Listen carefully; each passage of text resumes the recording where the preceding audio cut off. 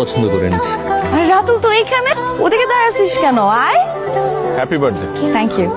থেকে ছোট কোনো ফুলের তোড়া ছিল না?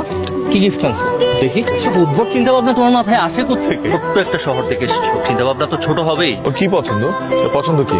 বা ওর কিসে মন খারাপ হয়? এই মানুষটা ভালো লাগা খারাপ লাগা, ওর কিসে মন খারাপ হয়? কিসে মন খারাপ হয় না? কিসে মন ভালো হয়? একটার উত্তর দাও তো।